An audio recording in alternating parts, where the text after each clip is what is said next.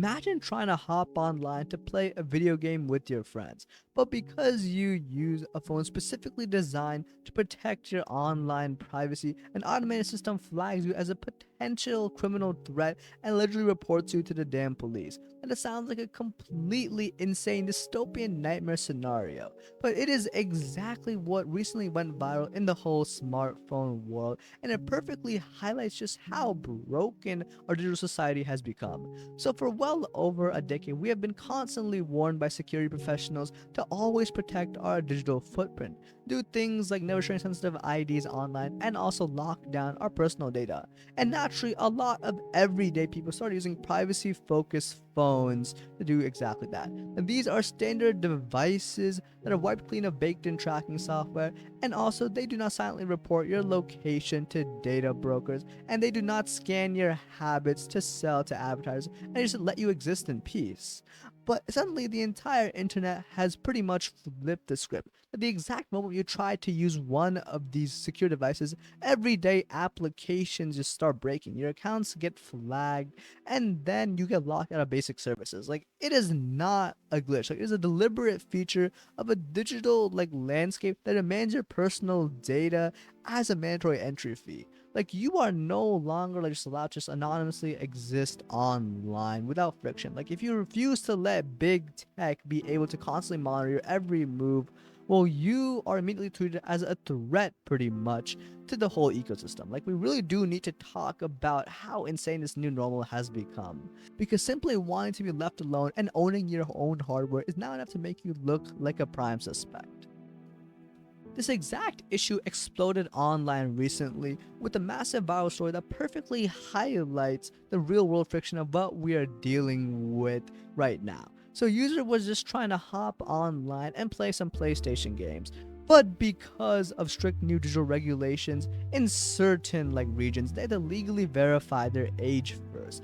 This is rapidly becoming the standard everywhere. You literally have to hand over a live facial scan or upload a crisp photo of your government issued driver's license to a third party company just to get into a casual gaming lobby. Like, it is wild having to hand over your literal passwords to play a game, like a shooter game.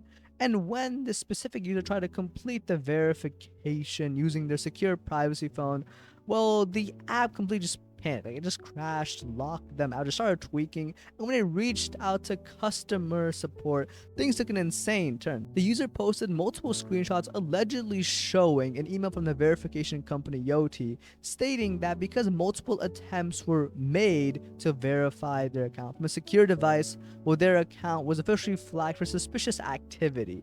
But it honestly just does not stop it. Like, this email explicitly claimed that these instances, well, they were automatically reported to the security teams and also by extension to the actual authority, law enforcement.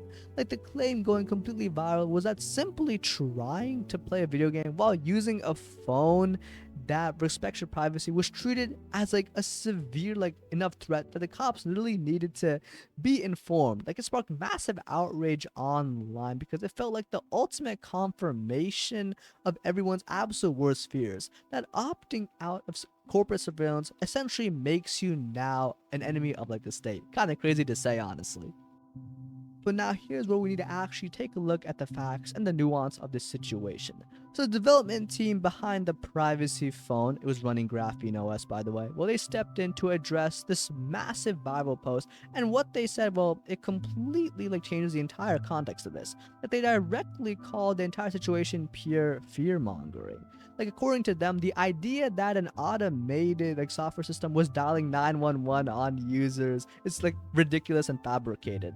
Like, GrapheneOS, though, the team, they stated very clearly that there's absolutely nothing illegal about using a secure phone, and also pointed out that the customer support agent who was making all these claims, they're probably just making stuff up and just going on an absolute power trip. Like, the developer suggested that this was just some rogue customer service agent that was tweaking out and making this widely exaggerated threats to scare the user into going away so they could just close a frustrating support ticket. Like, even more importantly, they explained that these verification companies probably, well, are not even building their systems to hunt down and ban privacy phones. Instead, the apps are just blindly designed to look for the unmodified tracking software that comes pre-installed on normal phones. Like when they scan your device and cannot find those standard, like quite frankly, like corporate tracking tools, the apps just do not know how to function, so you just crash. And then the verification company's PR team, well, they also released a formal statement saying that they would never like report a user to the authorities based on their like phone type. So the reality is not that like a SWAT team is really gonna like pull up to your house, but the reality is just a frustrating mix of broken software combined with an unhinged support rep flexing like imaginary authority. Like that, why would he power trip as a support agent? Like, come on. However, even with that crucial nuance completely debunking the whole terrifying police claim, the real world implications, well, they do remain like incredibly frustrating because the system is still actively rejecting you at every turn. Like, it does not matter if the cops are not actually called. Like, what truly matters right now is that simply trying to use like the internet without being constantly tracked results in you being actively blocked from like participating in modern society. Like this daily fiction is not just like isolated to like gaming. Like it is aggressively creeping into, for example, your mobile banking apps, your fast food rewards programs, and even the simple apps you need to scan a digital concert ticket. We are rapidly moving towards a reality where proving that you are a human being requires giving up an uncomfortable amount of deeply personal information. But what makes this whole situation so uniquely exhausting is the glaring massive double standard at play. Like the politicians, the tech executives, and the billionaires writing these digital laws absolutely value their own personal digital privacy. Like they use heavily secure devices because they know exactly how dangerous it is to leave personal information sitting in the open, especially with massive corporate data breaches happening like honestly like more often than they should be. Like hackers are constantly stealing everything from like banking information to private family photos from quite frankly like standard like unprotected phones. Like the elite know that this is a reality, so they lock their digital doors just as tight as possible. But when a regular like average person tries to apply the exact same logical standard to protect their own family, well, they are suddenly viewed as paranoid or suspicious. Like we are constantly hit with that incredibly lazy, like just brain dead argument, like if you have nothing to hide, well, you shouldn't care. Like you do not close your blinds because you are doing something illegal. Like you close your blinds because you just want privacy. Like you want to be left alone in your room. So yeah, honestly, we're rapidly approaching a bleak future where buying a smartphone is much more like renting like a locked terminal that belongs exclusively to some big corporation. Like you will not be able to install the custom software you want. You will not be able to completely control what the device sees or hears. And if you try to modify it to protect yourself, well, you will just be permanently locked out of the internet.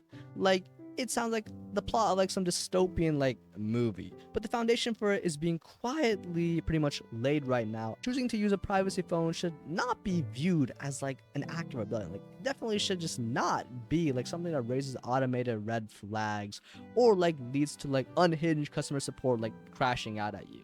Like it is quite literally just a choice, like the digital equivalent of locking your front door before you go to sleep at night.